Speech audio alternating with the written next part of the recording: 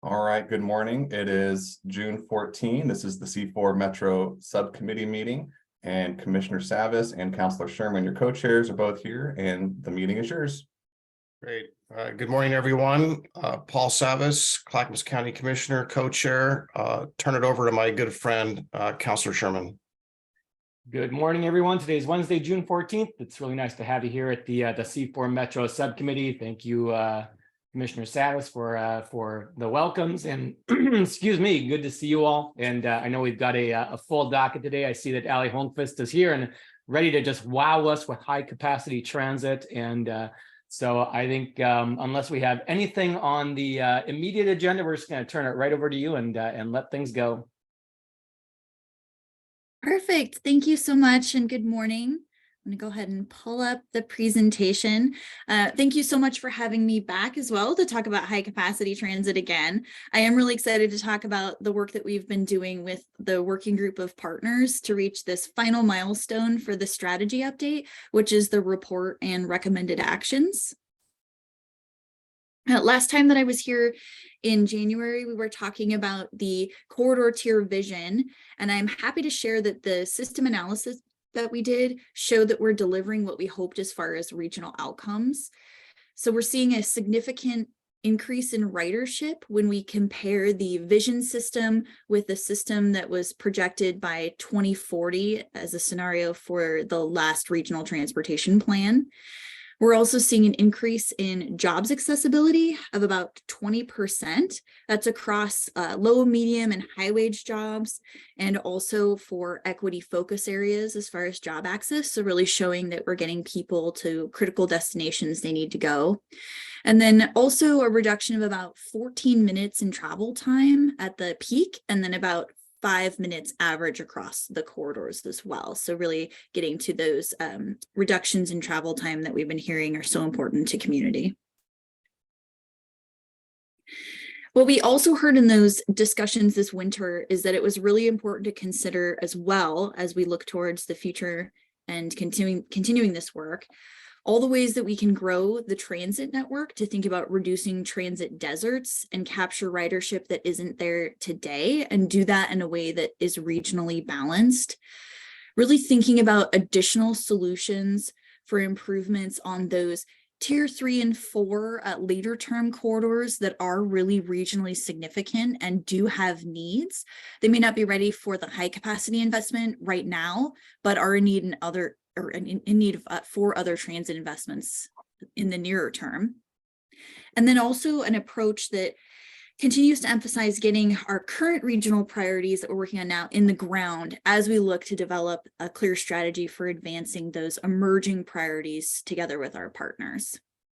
And the good news is that in the outreach that we did this winter, those tier 1 and 2 priorities were clearly supported by community and stakeholder feedback. And related to this feedback that we heard, it's important to note too that high capacity transit is just one part of our broader transit strategy, really just that next step of taking a frequent, better bus to the next level. So looking at the bus modes on the slide here, really building from already elevated service to provide those other features like priority on the roadway and enhanced amenities that then further increase capacity in addition to that service. Not only does that help ensure the success of the high capacity investment, but it also makes us more competitive for federal funding and allows us to use resources more efficiently as well. To illustrate the difference, so at the tier 2 emerging priorities level, we're seeing potential transit productions or transit demand at the level of 100,000, 200,000 riders in 2040. So really indicating a need for those elements increasing capacity, the articulated buses that just have more room, the all-door boarding, and the station improvements that help people get on and off the bus faster. Because at that point, with that many people riding, it can be really easy for small things to create delay. And so all trying to speed up that trip and create more reliability. At tier 3, we're getting down to the level of demand more around the 25,000 rider level, not demonstrating a need for those highest capacity elements yet, but still lots of people that we can think about making the bus better for. And then in tier 4, We're seeing that demand more at the tens of thousands to thousands level. So still lots of people that do need bus improvements, but again, maybe just not right now the highest capacity improvements. And since the corridor readiness really varies across the region, thinking about regional balance in this case really meant considering all parts of the region for investment at a scale commensurate with the current level of readiness. So in some areas that meant looking at strengthening connections between really highly active centers. And then in other areas, it's working to develop that transit supportive environment and look at growing service to be able to think about or preparing for those highest quality investments in the longer term. And the 2023 Regional Transportation Plan Transit Network really shows how the broader transit vision shows all the tools in that transit toolbox to be thinking about expanding coverage of the local network to more places, improving frequency on most major arterial streets, making the bus better on those key congested corridors for more reliability more broadly, and then providing those highest quality investments along the most major travel corridors.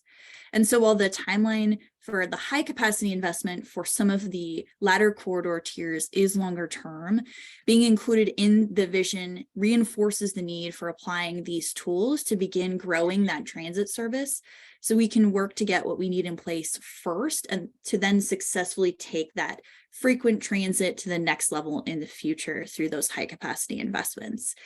And that's something that we are already actually doing with other funding that has come up and we're working on underway, like the Better Bus program. It's a framework that is already informing that. And similar to how we started this process, the report looks backward to document the collaborative work done together to establish the vision.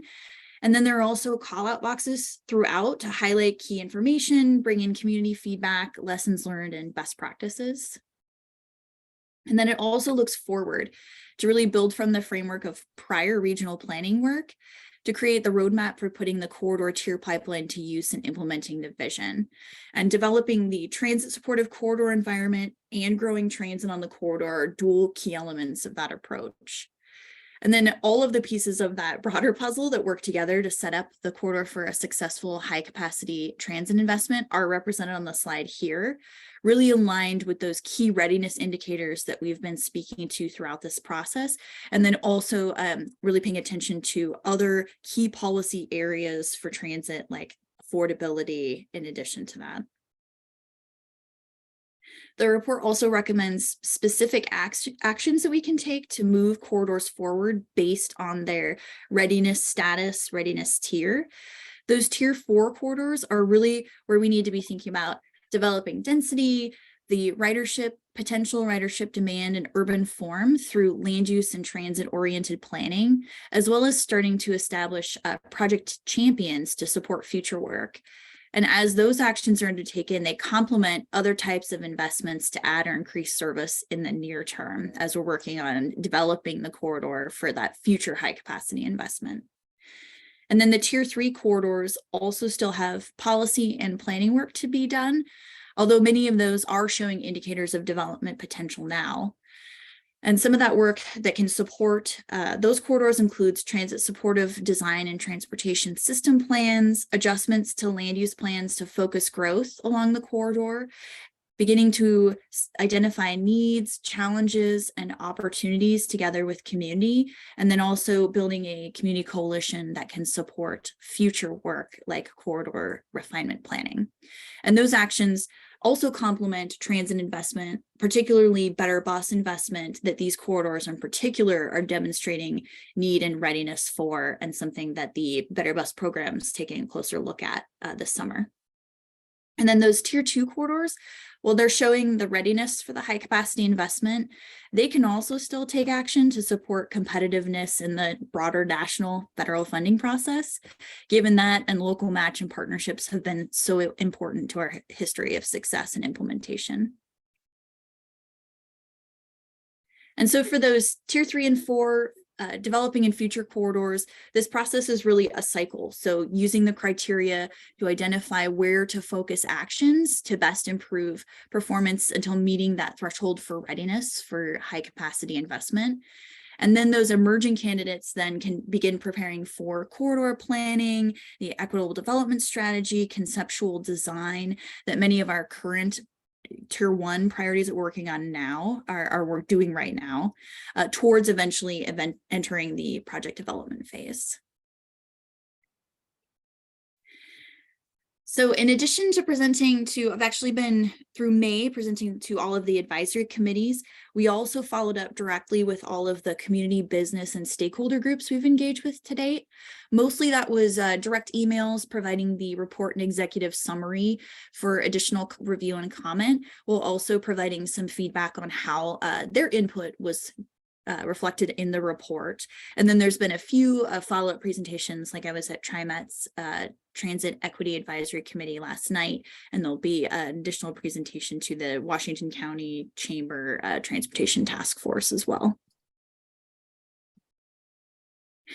And then the next steps for this work are that the full 2023 Regional Transportation Plan update, including the high capacity transit strategy, is undergoing official public review starting next month, so July 10th through August 25th. And that's in preparation for adoption before the end of the year. First readings on that are going to start in the fall. So we're at the final milestone. It's not the final opportunity for feedback. And one exciting piece of future work is that we're also starting on scoping a rapid bus implementation plan. That's something that TriMet has been leading and Metro's partnering in, that really takes the next step for this work to build from the strategy pipeline to prioritize and create an approach for advancing emerging priorities for high capacity transit, and then also be thinking about funding opportunities as well. So thank you so much again for having me today, and I will stop there to make sure there's plenty of time for input and discussion. Very good. I appreciate that. I'm going to ask one question first, and then Commissioner Savas, I'll turn it over to you. So one of the things I am curious about, just looking in my backyard, I know that in Clackamas County, the kind of primary routes are tier 3s, tier 4s, primary, I think tier 4, whether you look at like the Sunrise Corridor or the Clackamas to Columbia.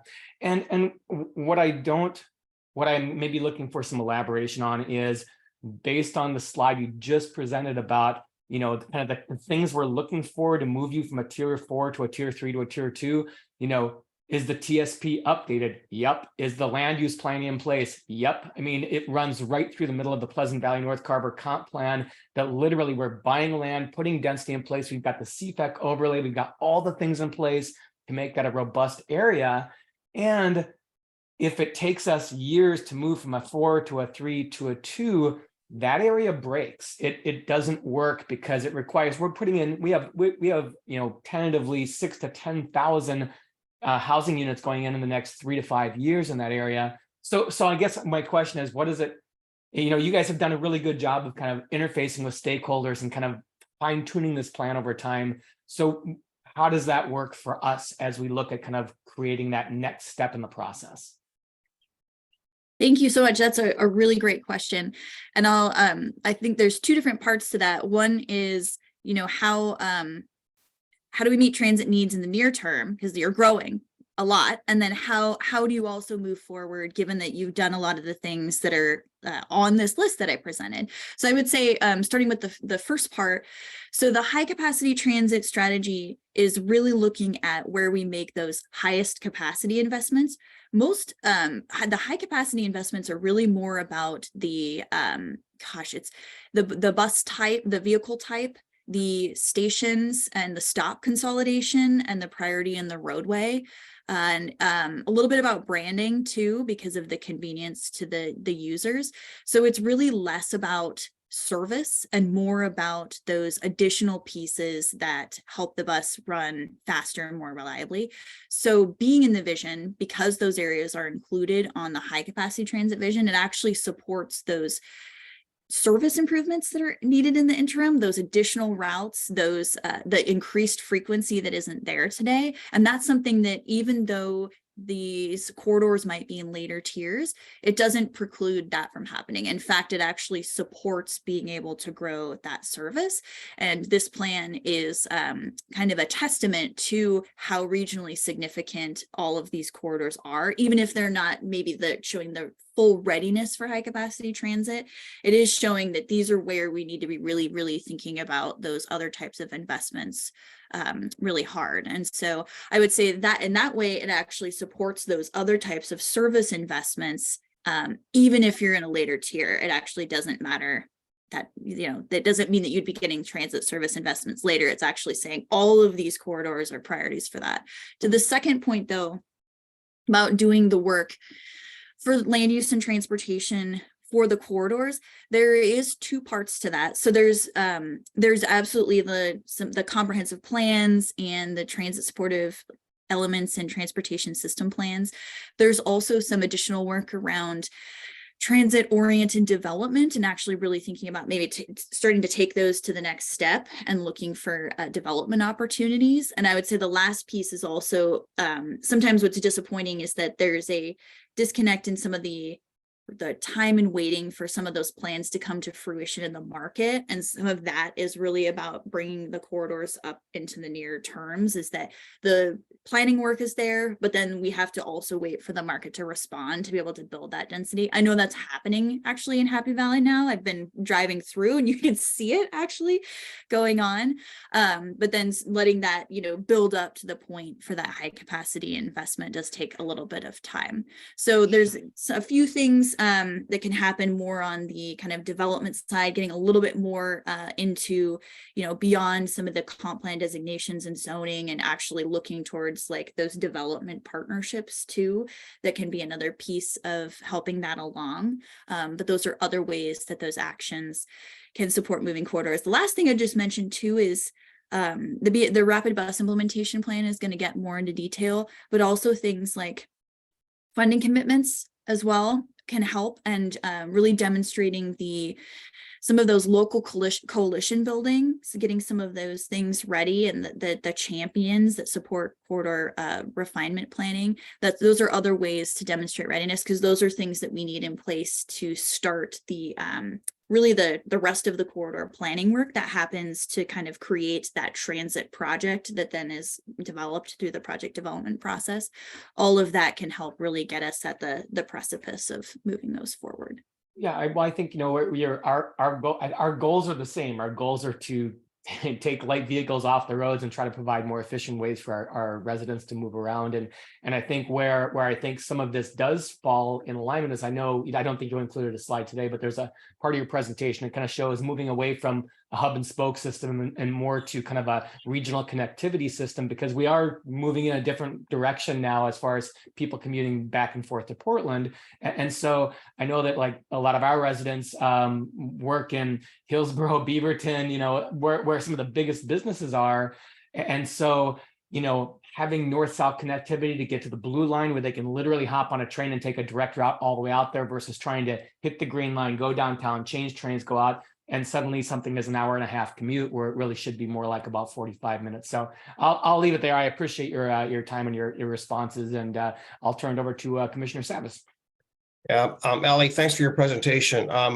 First, before I get too far along, I'd really appreciate maybe a copy of your PowerPoint. It's not the same one that's in the packet.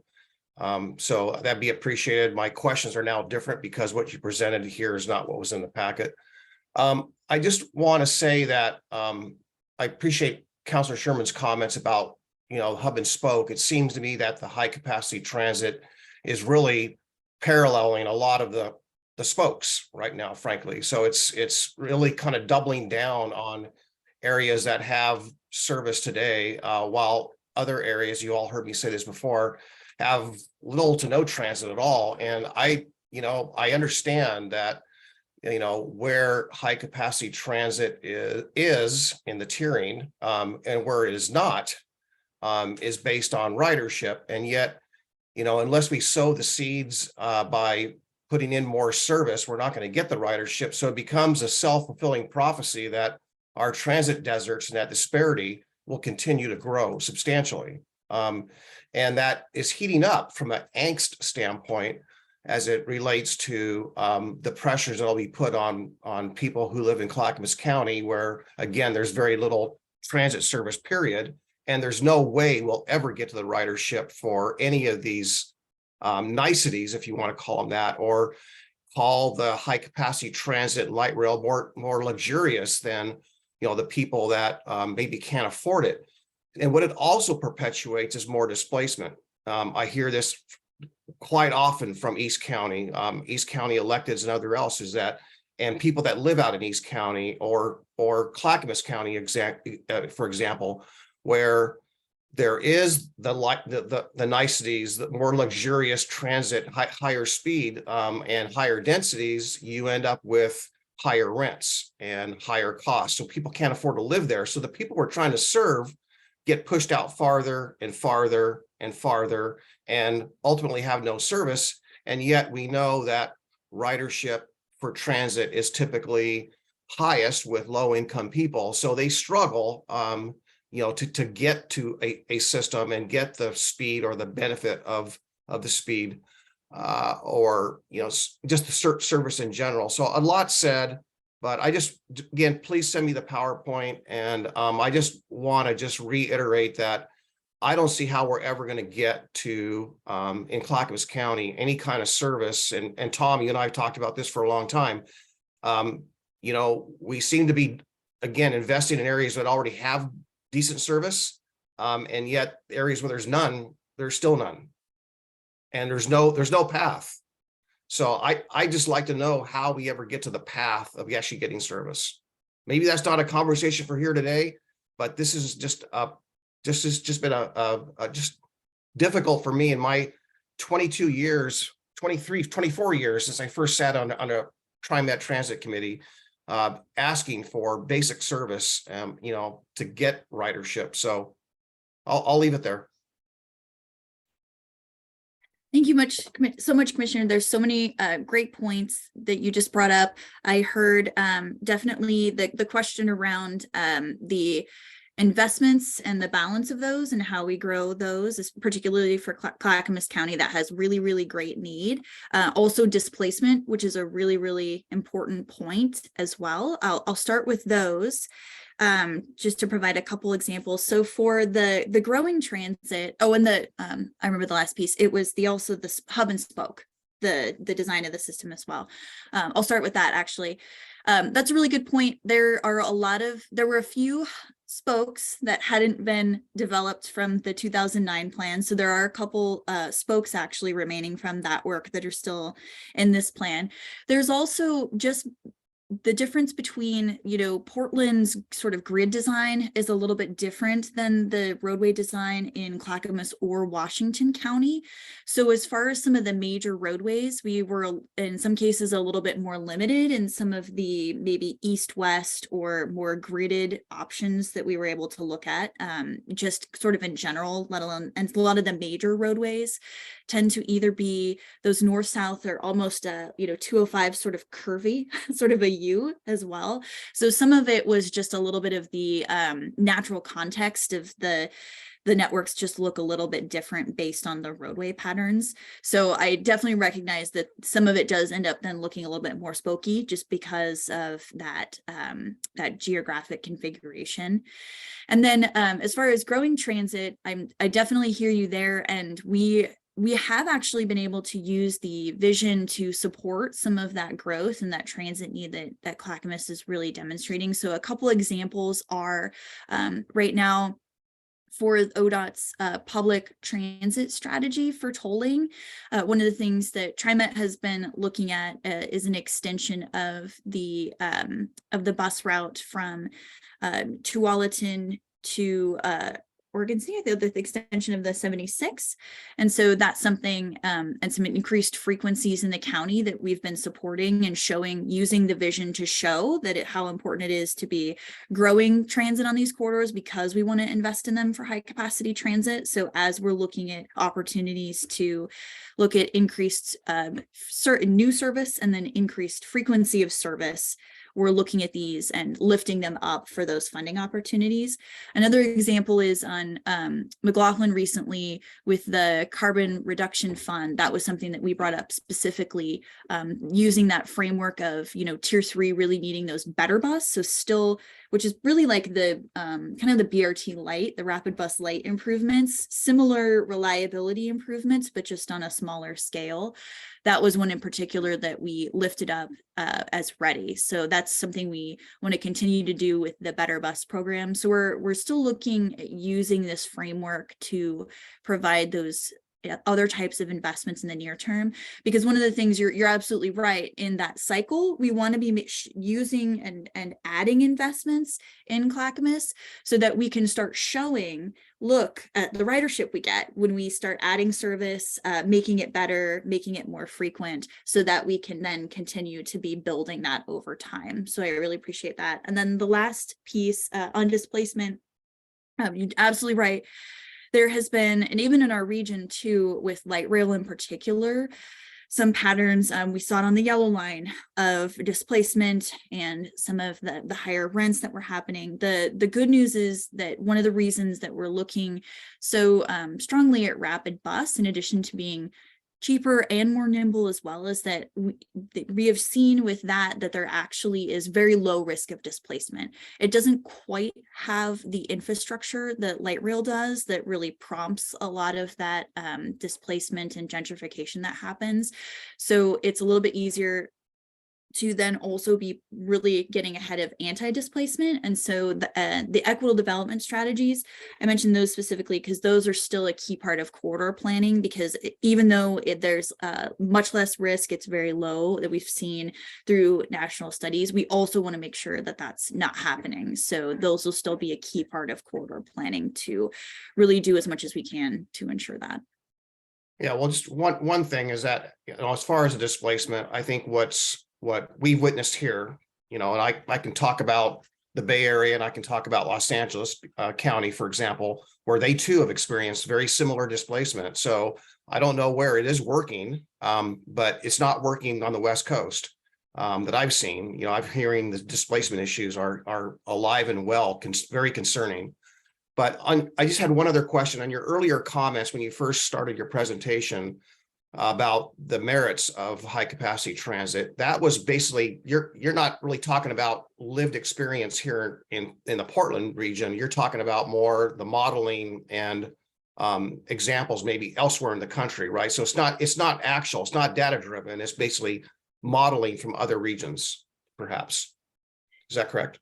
You're correct. It is modeling. It's using our regional model. So it's not other regions, it's our region in the future, but it's not, it's not projecting, things that have happened here. We just have the division transit rapid bus as the example. There is light rail as well. We can see in the model, and then also in the data, once we compare back to like going from a bus to a high capacity investment, either light rail or division transit, there is a delta for ridership that we see. But those numbers, you're exactly right, that I had talked about earlier, that's modeling from 2040. So those are projected estimates. They're not real data, lived, current data. All right, thank you. Thank you very much. Councilor Berry, jump on in. Thank you. Let's see, I had some notes. So I'm glad that you brought up the light rail. Just a minute, I lost my notes. So we've had studies show that there's interest in expanding the light rail from the Wilsonville down to the Salem area with the West. And we'd like to see if that could be included in your study. Is there any chance of that? Oh, that's a great point. So we actually do have that alignment, the extension of West from Wilsonville to Salem in the 2023 Regional Transportation Plan vision already. So that's actually already on the map. There's also one other, there's a high-speed rail opportunity that's on there as well. And there's also been some recent interest in bringing back the Amtrak Pioneer, which is more of that east-west line in Vancouver that stops down here. So those, that's an aside, but there's a few other things in the transit vision that I didn't mention today, and that is one of them that's already reflected. Thank you. Very good. Thank you. Well, one last question before we transition on. So I guess, as we look at this at Clackamas County, and, I understand that, high capacity transit isn't the answer for all the transit needs. It's just, kind of one arrow in the quiver. And so I think, how, as we kind of address this going forward, I know that even something as simple as finding drivers right now is next to impossible. And we have an incredible shortage of drivers, which makes it so that we don't have all these additional people to have the smaller routes or to facilitate those. And I also know that, like, in our area, last mile connectivity is a really important part of this process, and something that we're having a hard time kind of figuring out how to address. Does this strategy, I mean, I know how do you bring in, obviously TriMet's involved, but how do you bring in the other smaller transit providers as well, SMART and others, to kind of fill in the gaps to make sure these pieces are all connecting well, that they're coordinated, or is it just kind of more the TriMet area that this impacts, and the rest of them are still kind of on the edges? That's a great question. So one of the things that we did with this work is we, in addition to working with TriMet and SMART in our working group, and then we also went to the smaller providers in Clackamas County to be presenting the high capacity transit strategy.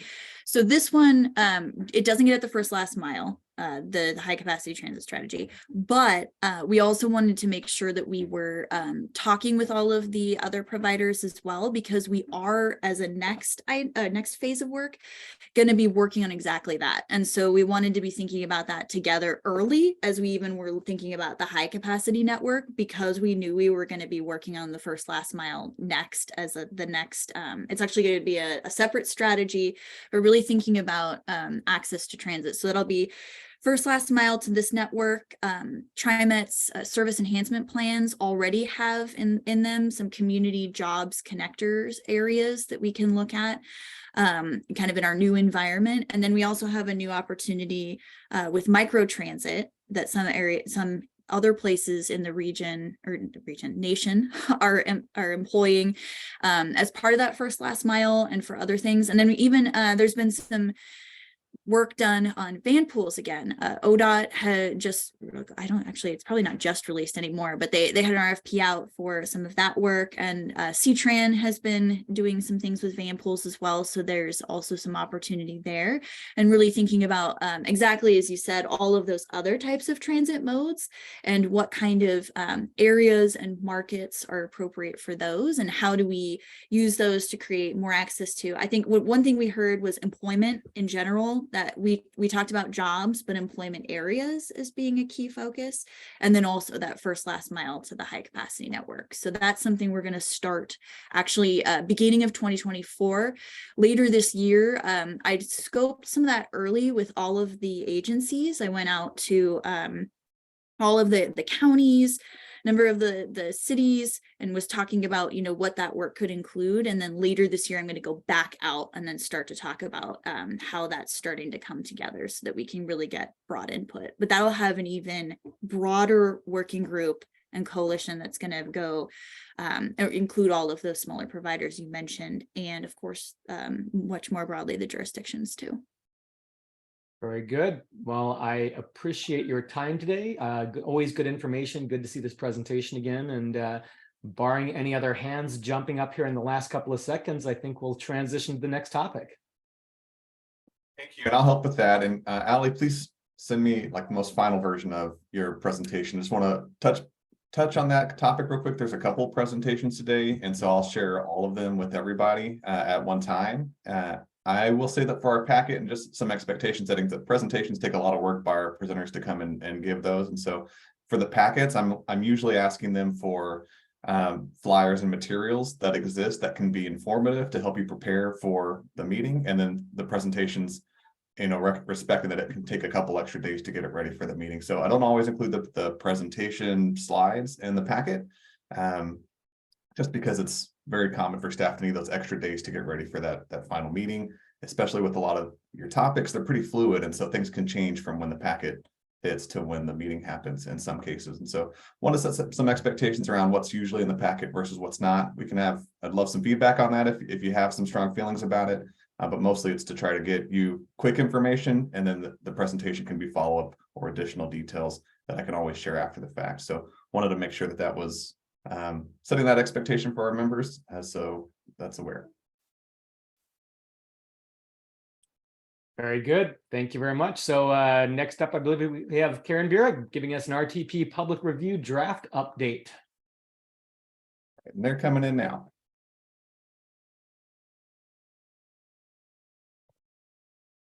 Welcome. It's all yours. Excellent. Good morning, C4 Metro Subcommittee members. It's really good to see you all this morning. So the item, and I believe Jamie Lorenzini is also here to help me out with this particular item. The item on your agenda is at this upcoming JPACT meeting, which is tomorrow. There will be an action item, and it's related to the recommendation of moving forward with the public review draft. So this is a public review draft of the regional transportation plan. As you may all know, the regional transportation plan the 2023 regional transportation plan has been worked on since October of 2021. They've been doing Metro has been doing a lot of work working with TPAC and working with JPACT to put together all of the different policies and proposals, the whole package related to the RTP. And we're getting to, I was just looking at the packet, we're in phase 4 of the RTP process, and we're really moving forward to a December adoption of the 2023 RTP. So we're really in the final phases. This particular phase is to be able to put out a public review draft so that, and Allie had mentioned that the public review draft is anticipated to be out so the public can look at it starting July 10th and going into August. So that is the goal. So when I looked at the JPACT packet this morning, there's nearly 900 pages in that packet. It's one of the largest packets I've seen. The RTP itself is probably about 400 pages of that packet, and about 300 pages of that packet actually is a summary of all of the different public engagement that has gone on across time related to the RTP. So at the last TPAC meeting, well, first, I guess I wanted to say we just have a relatively short period of time today to talk about it. And part of that is because even just last month, Kim Ellis from Metro came and described and kind of gave an in-depth overview of the RTP. And we have heard here at the C4 Metro Subcommittee pieces and elements of that process along the way. And so we wanted to really highlight to you kind of a little bit of the conversation that went on at TPAC last, like 2 weeks ago. Again, I'm going to point you to the packet that you received for C4 this morning, and I believe it's on page 36, which is the TPAC memo. In that memo, it really highlights kind of the key elements of the conversation that went on at TPAC and things for the JPAC members to think about. And so I'm actually going to let Jamie Lorenzini kind of talk about those 3 primary points related to the conversation that went on at TPAC. Yeah, thanks, Karen. So 900 pages is no joke, and what Karen is really saying is that this is light reading material for if you go to the beach. But yeah, so at this point, the RTP is being prepared for a public release, and the nuance around this activity is that the RTP goes for public comment, but that's a necessary step preceding adoption of the plan later this year.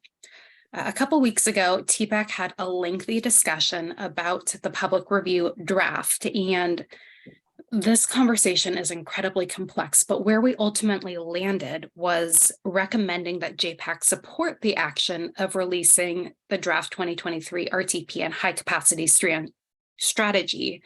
But this vote wasn't unanimous. That being said, both the Clackamas County seat and Clackamas City's seat voted in support.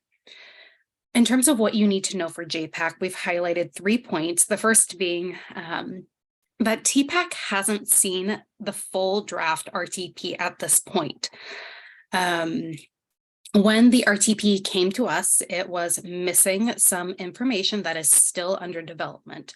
Some parts that are still under development include things like modeling data for the new mobility policy and the RTP finance and implementation chapter updates.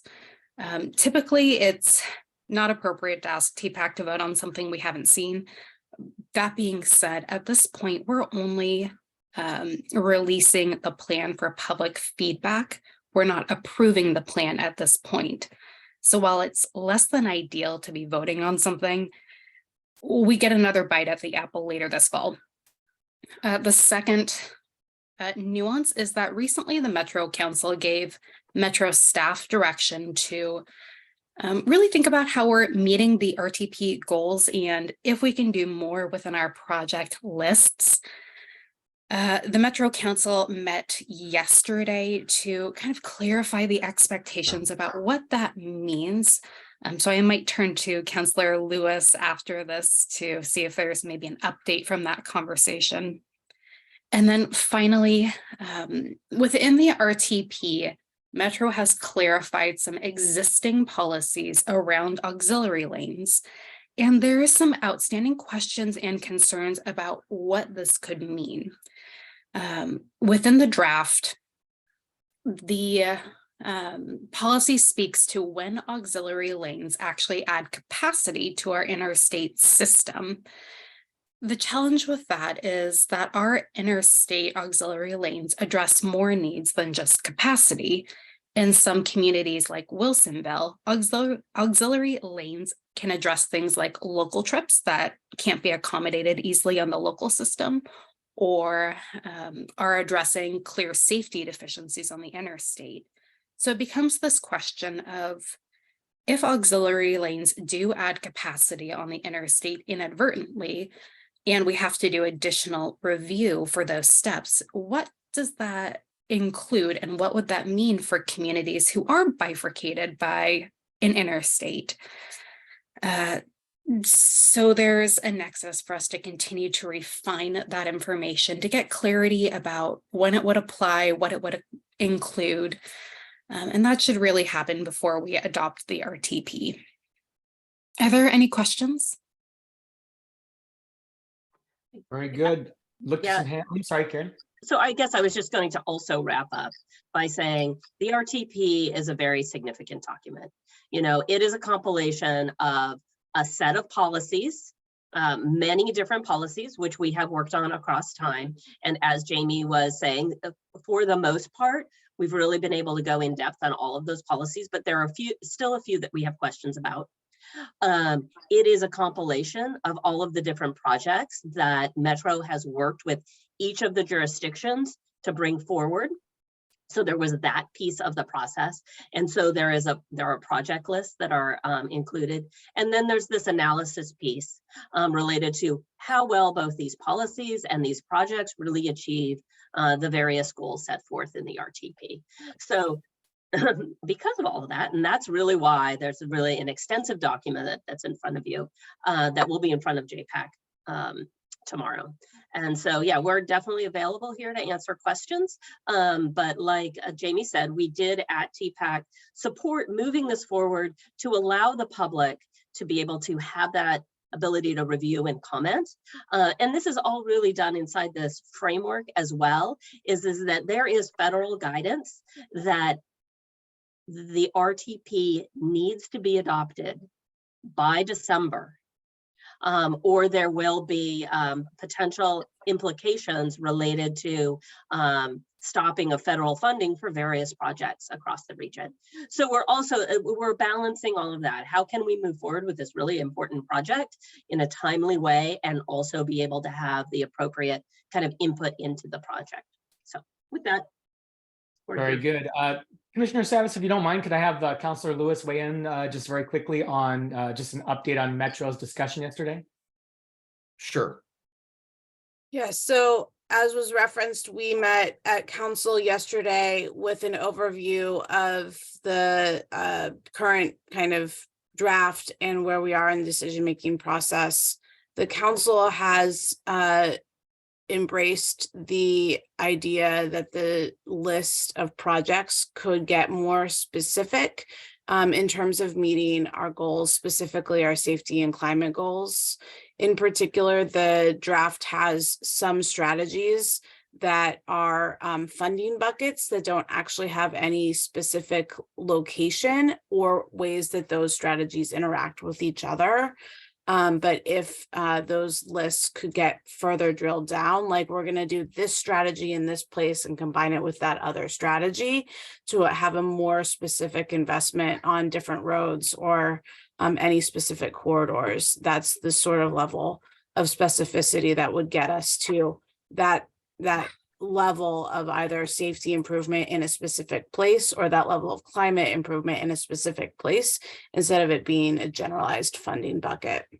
So not a lot of discussion yesterday. Actually, it was, it was like 1 or 2 slides in the larger PowerPoint, and folks gave it kind of the nod of approval. So I think that's the direction that staff have, is their recommendation is worth pursuing. All right, thank you for those comments. I appreciate that. Commissioner Savas. Yeah, so I'd love to hear, following my comments, any kind of feedback from Councilor Lewis on this, on what I'm about to say. Mayor Buck is not here. He's our JPAC rep for the cities. And my experience going to the RTP workshops is that, during those, and especially at the last meeting and virtually every meeting, we have asked for more opportunity to discuss the issues. And the people that are sitting at the RTP workshops are not solely the JPAC reps. It's virtually every Metro councilor is there. So it's a hybrid, and really the RTP is really, and I don't mean any disrespect when I say this, but it is really a Metro process more than it is a JPAC process. That's how I see it happening. And especially when I listen to the discussions taking place at Metro, they certainly have the opportunity to talk amongst themselves about the RTP, but we have repeatedly asked for opportunity to speak as JPAC members about the RTP, and that opportunity has yet really to materialize in any meaningful way. And I would just reference the last RTP workshop as an example of that, where the facilitator said, "Oh, you're going to have plenty of time to chat, plenty of time to talk," but it never happened. It was said in the context of it happening in the future, and that it's just not materializing. So with that said, I do want to say that, similar to the transit discussion, modeling versus reality, my concern, most especially with the climate goals that are, lauded out there, that there's a heavy reliance upon congestion pricing as the catch-all fix. And in my discussions with people either at DEQ or in other California Air Resources boards, others, that where it works and where it doesn't work is a big issue, by the way. And so reality versus conceptual or modeling is quite different. So I'm not here to dismiss that congestion pricing in areas where there's abundant transportation modalities, transit, roadways, grid structures. I'm not questioning whether or not it works or doesn't work. Probably does work in those areas, but not in an area, from what I can see, especially when we focus on the 205 corridor and all the stuff I've gone through and weeded through. I would tend to say that areas that, it looks to me that what I've seen is that areas where there's very little availability of modalities or grid structures or transit available, that congestion pricing isn't going to work. And there's areas where there's decent transit in downtown Portland, but not the rest of the region.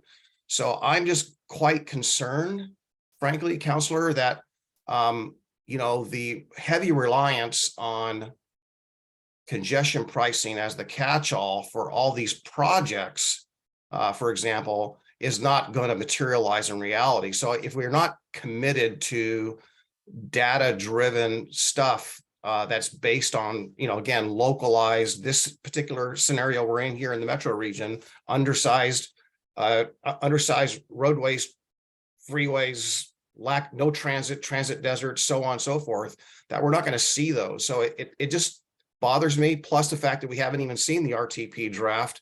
I have a hard time, preparing myself for a yes vote tomorrow. I understand that it's an exercise or so to speak, a requirement, but are we going to, Councilor, are we going to have really a discussion in great detail on some of these? And we asked for that. Are we going to have that opportunity to actually have, a couple hours to go through and discuss all these factors? And climate's just one of them. I just raising only one issue here this morning, not all the others I have. Yeah, there's a lot there. So I want to start with the idea that there hasn't been an opportunity for JPACT to discuss the RTP, because I think we've had RTP updates on the agenda going back a year. Have we been able to discuss a completed draft document? No, because that's only come, into being within the past month. But there are components that we have definitely had agenda items and have had discussion. The opportunity for us to make those workshops better. I wasn't at the last one. Sure. We did a lot of small group discussion. I think your personality and your style is you prefer a big round table. There are other people that we've heard over the years, they'd like to say things in smaller groups before saying it at a big table. We need to do both. So I'm hearing it as somebody who spends some of my time in my day job facilitating hard discussions. We have not done all the tools that we could do at those workshops. So noted for going forward. But the opportunity to have the discussion tomorrow is on the table. It's pretty much the only agenda item. So there you have it, like 90 minutes, we're going to have the discussion. When it comes to what is on the agenda for the next few months, it's mostly RTP. There are a couple of MTIP amendments, et cetera, coming up that we can't move, but the agenda rollout calendar, I believe there's going to be one discussion solely focused on how tolling folds into the RTP. So there is dedicated time for that. In terms of the reliance of some of the mega projects on congestion pricing, I think you've raised that point, but the number one strategy for climate is transit, not congestion pricing. And the transit strategies as described in RTP and in the accompanying high capacity transit, I think are pretty sound. The opportunity to find funding to do all of that, that's where we actually are looking at mega projects taking priority over transit. And we're going to hear a lot from community, I think, that they'd like to see us go the other way. My view on all of this is that we've put together a pretty solid draft. I think the opportunity for community to really see what the RTP says on congestion pricing is vital, because the RTP lays out congestion pricing as a typology of several different kinds of ways you can price, including strategies already in place like parking. One reason that particularly pre-pandemic, not now, a lot of folks found alternate ways to get downtown for their traditional workday was because parking. So parking strategies already work. What other ways can we look at some of the low-hanging fruit in the different ways pricing comes to be that is not just congestion pricing? Yeah. So, Councilor, maybe I'm mistaken, but is it my understanding that all the material of the RTP is not yet available. So I appreciate if we're going to have time tomorrow to discuss something, but absent the material, I'm not sure we'll get as much value out of that time. I don't know which chapters are not yet written. I've had a full review of chapter 3, which is one that interests me. Chapter 8 is still, chapter 8 is always the one that comes last because it's the placeholder for things that need to be resolved in the future.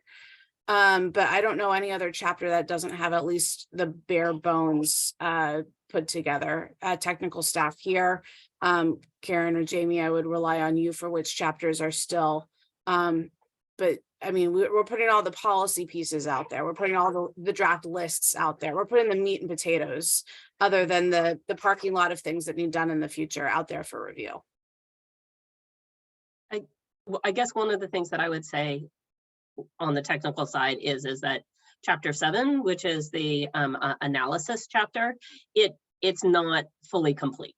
There are still some places that, at least in the latest draft that I had looked at, are missing some information.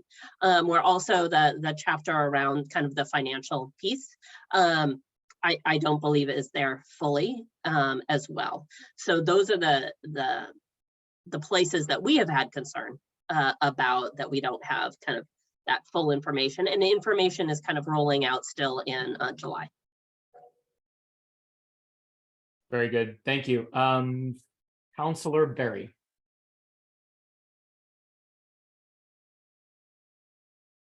So I just wanted to speak to the auxiliary lanes.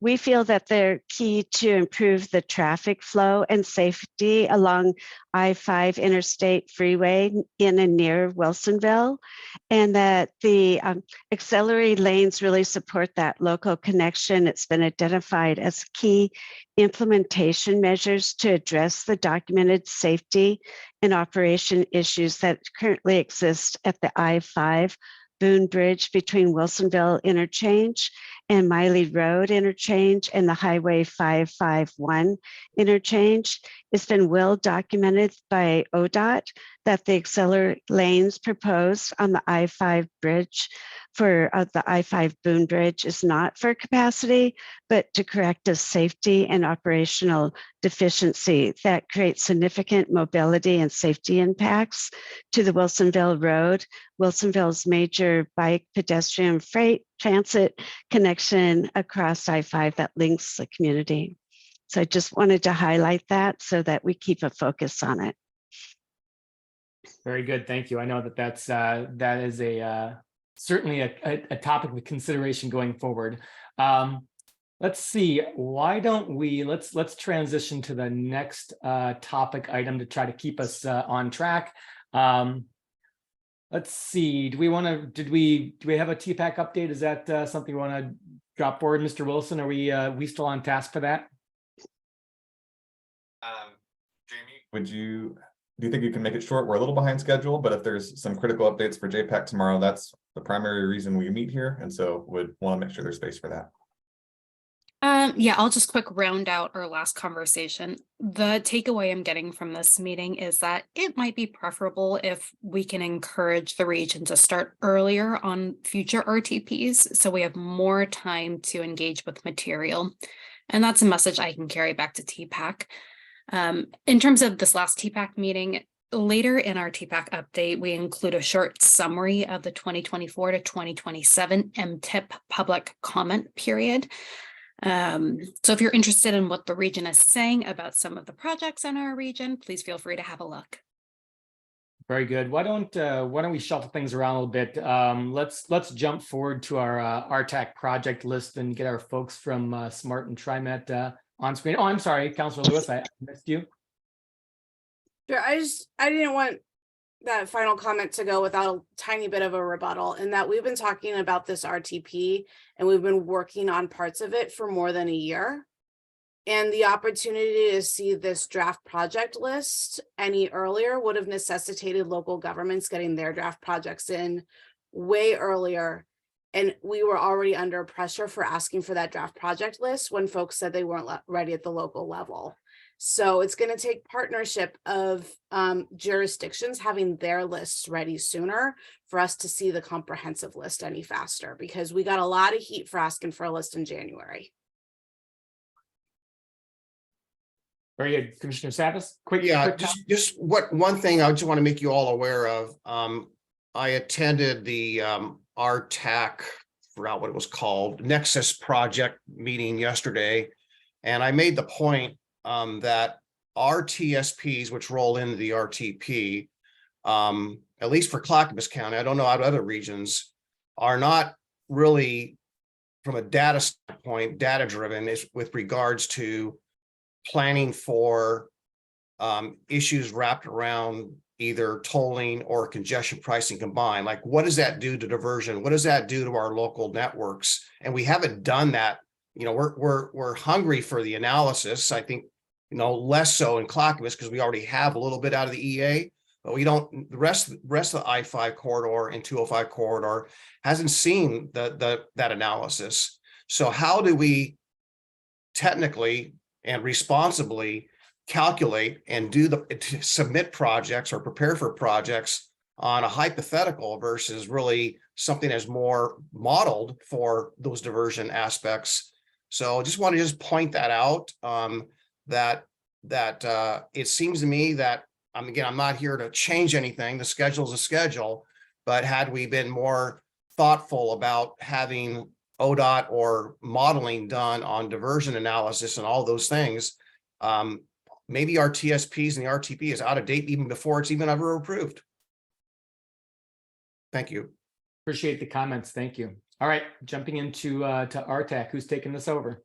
Well, I'll do a quick introduction, which is really this is on me. The agenda says the RTAC project list. What it should say is the public transportation strategy. These things are not unrelated. They are somewhat related. And this ties back to the C4 retreat a little bit, that as the toll project moves forward, as there's discussions around like what is needed to sort of accommodate these variety of toll projects, there's local project lists being requested and a process that's being created for that. And there will be forums to have that conversation at the future. Another part of that is like, what's the transit strategy around some of those pieces? And so that's the conversation you're having here today, around the public transportation strategy related to those pieces. We have SMART and TriMet here and some of their staff folks to share what they're working on. We don't have a lot of time here, and also Dwight's leaving a little early, but his team is here. So I'm actually going to recommend, with respect, that SMART go first. And just if there's any slides to share, just keep it short so that you can maximize your conversation time here today. Thank you very much. Perfect.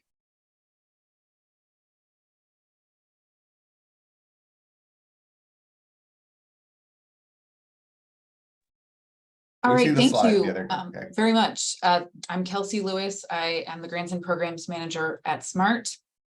And as you said, we're just going to dive right into this so that we can get into your questions.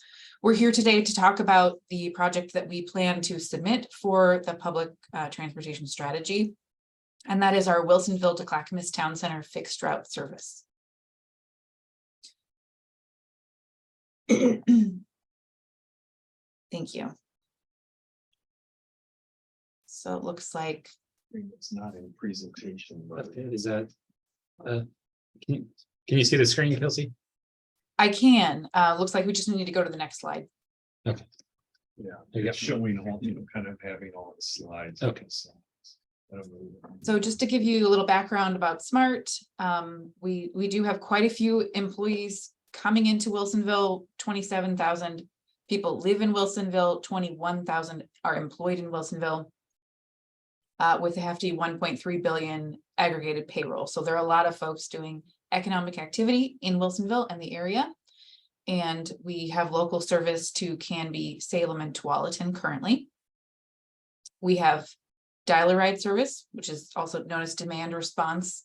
We have an options program, which encourages activities for transportation other than driving alone, and van pool.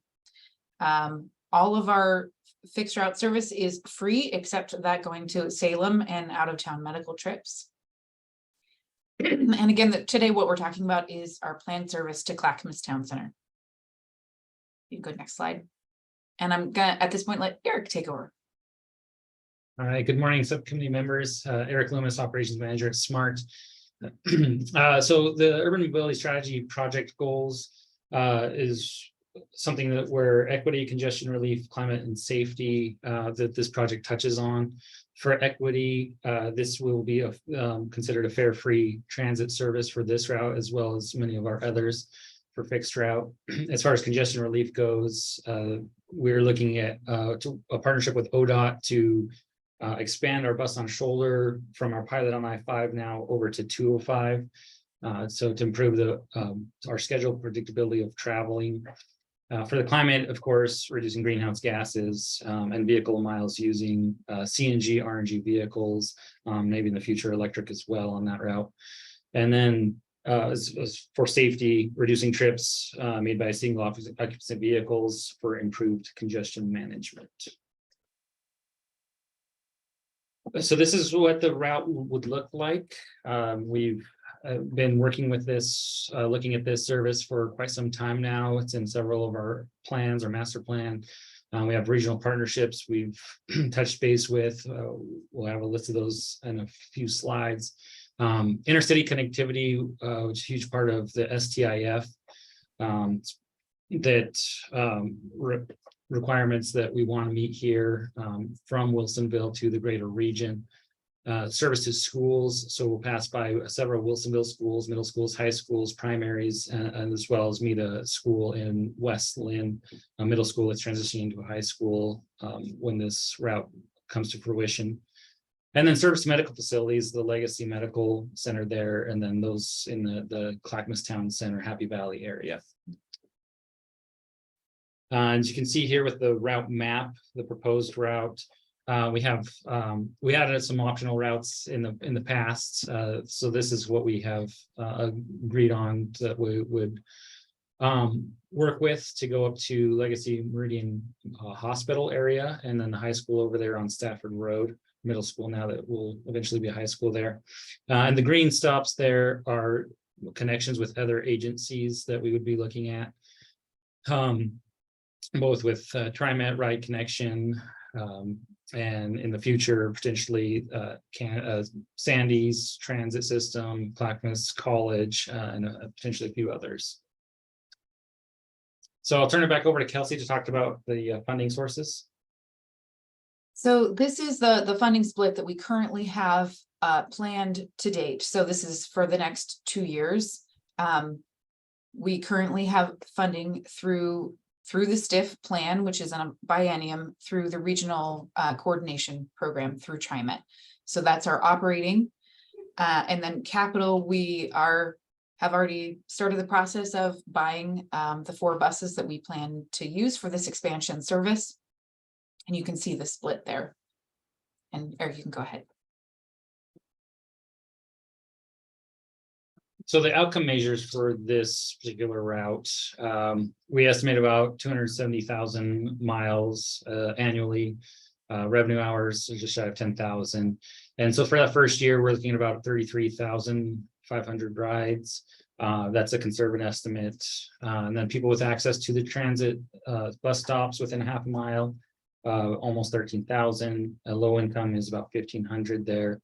And then 4 new shared stops is what we're looking at along the way to both connect with other agencies as well. Clackamas Town Center regional partners and future partners. So right now we've been working closely with Clackamas County, Washington County, and through Washington County Ride Connection as well. TriMet, we understand that they have interest in a similar route that goes along I-205 in this area. And so we're going to work with them on particularly Clackamas Town Center for this route to see where connections will line up, and Oregon City and West Lynn as well, to see what would work best to make these routes work in coordination. West Lynn Wilsonville School District, as we mentioned, we go by a few schools and we're working with them to line up with school times. And then Clackamas Community College. For future partners, we're going to be looking at City of West Lynn, Oregon City, and then Legacy Meridian Park. We already have a demand response system dial ride that goes up there regularly. So we're going to work with them to increase our service in that area and our impact for transit. And then of course, Clackamas Town Center. So next steps, the big one here that this project hinges on is the I-205 bus on shoulder. Just for scheduling purposes, years ago, Wilsonville and Smart had transit on I-205 to Oregon City. And it just was not a reliable schedule. And that was over 10 years ago. So without a I-205 bus on shoulder, our schedules would not be reliable. So that's really what we're looking at to expand our bus on shoulder pilot into a permanent project on I-5 and now I-205, working with ODOT on that. And then of course, working with our partners to establish final bus stops, transfer locations, and just making a better impact on the region as far as getting customers where they need to go. So any questions? Very good. I'll open up to the group for some quick questions, then we'll transition over to TriMet. Looking for a show of hands. I'm seeing none. So thank you very much, smart folks, for the presentation. Good information. We actually do have one question. So did I read that right? Is it 2.2 million? Is that the annual funding that we're deploying to that, not including the buses, of course, or is that a long-term funding mechanism? The reason I ask is I think the stat was like 33,500 rides, 2.2 million approximately. So is my math right that it's about $65 a head to take a ride? It's actually about twice. That's 1.1 million a year. And oh, I'm sorry. For the SDIF biennium, it's 2.2 million for the two years. Perfect. Okay, so half that. Great. Thank you, Commissioner Savis. Yeah, I just want to just say it's very cool to see your proposal here or your strategy. Could you just, maybe you already said it and I missed it. If so, I apologize, but what kind of frequency will be there roughly? I did say that. Thank you. That's a great question. So during commuter times, roughly 6 in the morning to 10, we're looking at 30 minutes service frequency, and then midday about hourly to start with. That's with the 4 vehicles. If we see our ridership and our vehicles at capacity, we can either get larger vehicles or higher frequency on those routes. Great. Thank you. Very good. Thank you very much. I think we'll jump over to the Toms. Toms, take your pick. Who wants it? Tom Mills is going to lead this off. Thank you. Good morning. Can everyone hear me? Great. Do I pull up my presentation, or Trent, do you do that? I'm not sure. You want to drive. I drive? Yes, please. Okay, let me, let's try sharing my screen here. And let me make that bigger. Can everyone see this? Yes. All right. Well, thank you everyone for having us today. My name's Tom Mills. I'm the Director of Service Planning for TriMet. And I'll just jump into what we're considering for our submission to ODOT for the public transit strategy. Starting out with, what would success look like for TriMet and for transit in general? We believe that the public transit strategy, if, we come out of this and we're growing the transit service to improve our alternatives and lead to a mode shift, that would be one measure of success, as well as helping to support the growth and ongoing maintenance of the high capacity transit network. And finally, if this strategy can support the Better Bus Corridor projects, which are those transit reliability projects, that would be a success for us as well. So what does that mean for TriMet more specifically? The projects that we are submitting, we will start with the 82nd Avenue FX Capital and Operations and Maintenance project. So 82nd Avenue is currently being considered for an FX line, FX being TriMet's version of bus rapid transit in the region. We currently have the line 2 FX, FX standing for Frequent Express, and we hope to make 82nd Avenue the second one. Additionally, we would like to see in the, and again, these are improvements for Clackamas County, improvements in frequency, the first being for line 79, which is the line that travels between downtown Oregon. Well, actually, currently downtown Oregon City. We intend to kind of go up the hill and into the community more between Oregon City and Clackamas Town Center.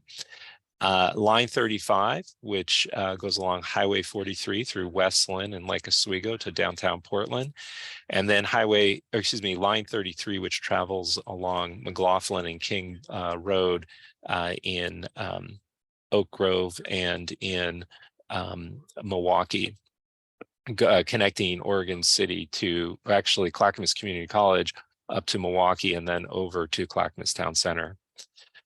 This next set, this is mislabeled. It shouldn't say frequency improvements. It should be new coverage. And the first would be an extension of the existing line 76 between Tualatin and Oregon City along I-205. Line 76 currently operates between Beaverton Transit Center and Meridian Park Hospital in Tualatin. So this would be an extension of that route to Oregon City. And then a new line, what we're calling line 145, which would go between Oregon City to Clackamas Town Center by way of the Minuteman and Southeast Lawnfield areas in that industrial area there. This here is a map showing where those improvements would take place. So the black being the FX line along 82nd Avenue. Orange is the line 33 on McLaughlin and King Road. The red line is the line 79 between Oregon City and Clackamas Town Center. The purple line is this new line through Lawnfield and Minuteman area. And then line 35 along Highway 43 is the green line, and the extension of the line 76 from Tualatin is the blue line.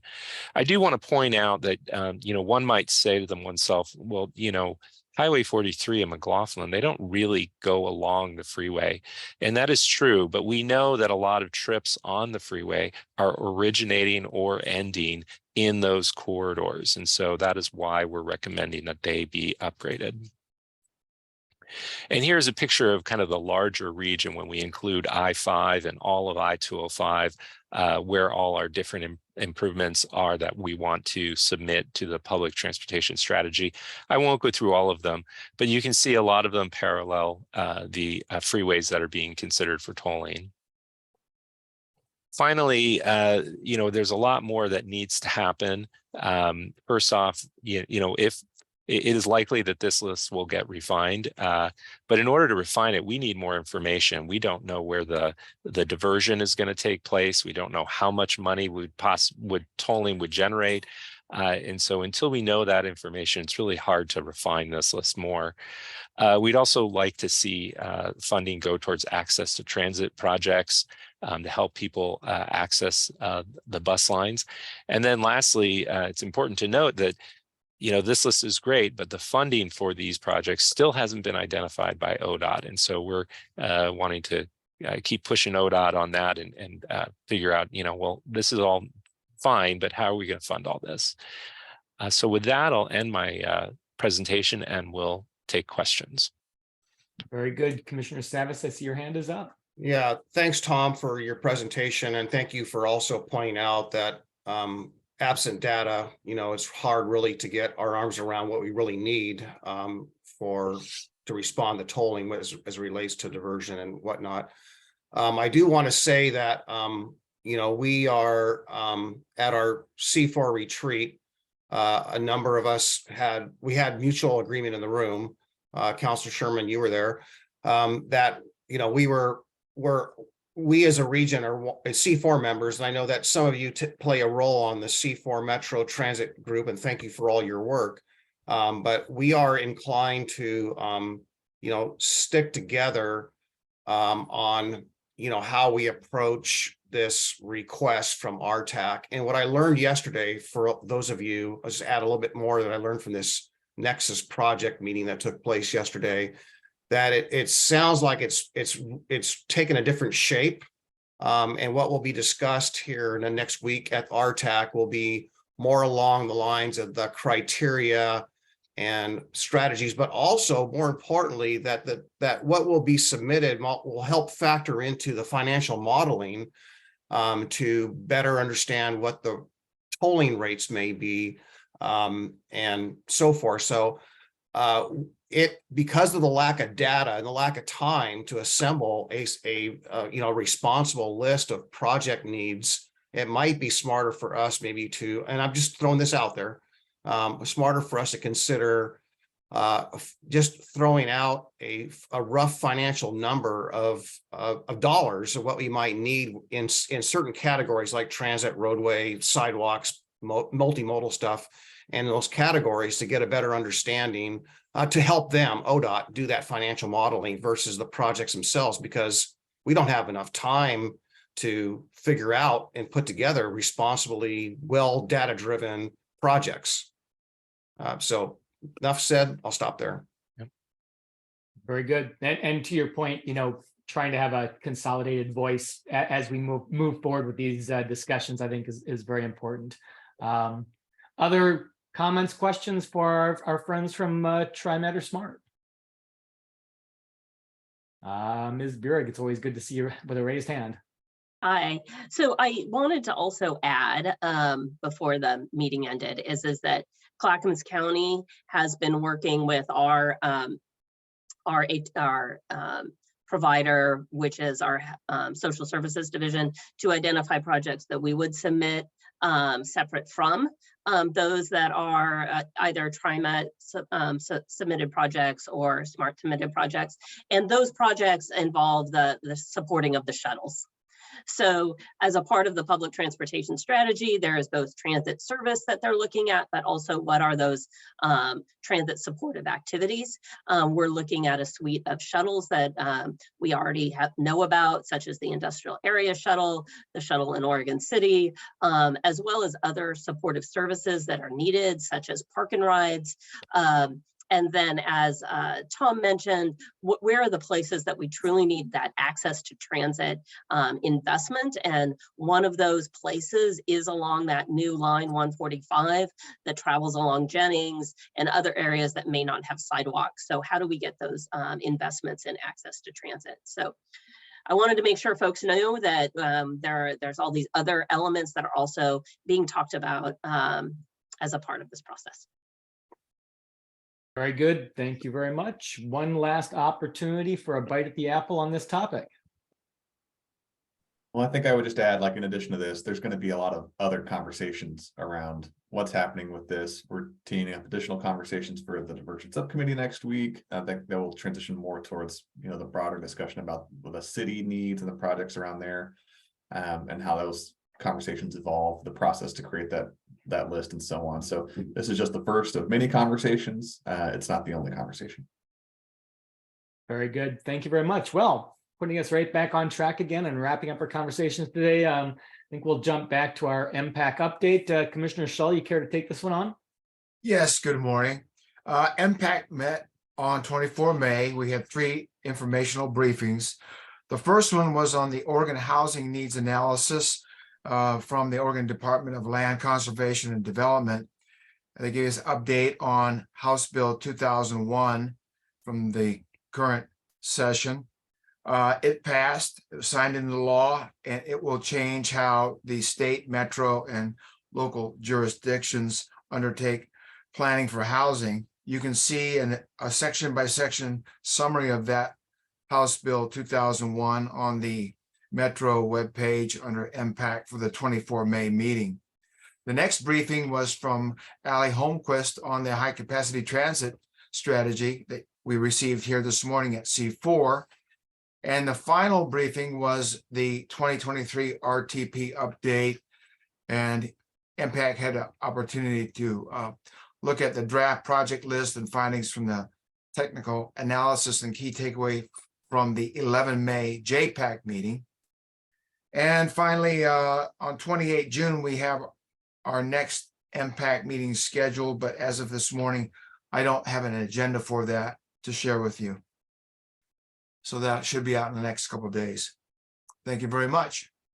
Very good. Thank you very much. Yeah, I thought it was interesting, in kind of looking through the presentation on the housing needs analysis. And, one of the concerns we have at the local level is just, the local jurisdictions will be potentially held accountable if we're not hitting future housing goals. And, there are a lot of factors that go into housing production, like demand and the interest rate environment and availability of labor and materials, and just a lot of things that impact that. So there's still, at least in my mind, a lot of questions about how that gets implemented, and what the ramifications are of potentially underproduction. I think the other thing that was kind of note from that conversation was with the RTP project list. I know that a lot of the goals that the list sets forward do not get met by the current list, and I think that was also of concern, that the RTP doesn't hit our regional targets for like transportation and transit, doesn't hit our safety targets. So there are a lot of things that are still needed to be addressed in the long term. So with that, back on track, back on target. Any final questions, comments? Ms. Reyes, can I see your cat again? What's your cat's name, by the way? His name is Logan. Thank you, Brad. Very good. Always good to have. Always good to have our Yes. friends here joining us for meetings. So with that, There's a lot of questions. Well, fortunately, most of us do speak cat, so that's not a problem. We can answer those questions. With that, final questions, comments, thoughts? I'm going to get you out of here 2 minutes early, so I think that's kudos to staff for keeping us moving ahead. With that, enjoy your day, be productive, have fun. Look forward to seeing you at the next meeting, probably tomorrow for many of you. So take care.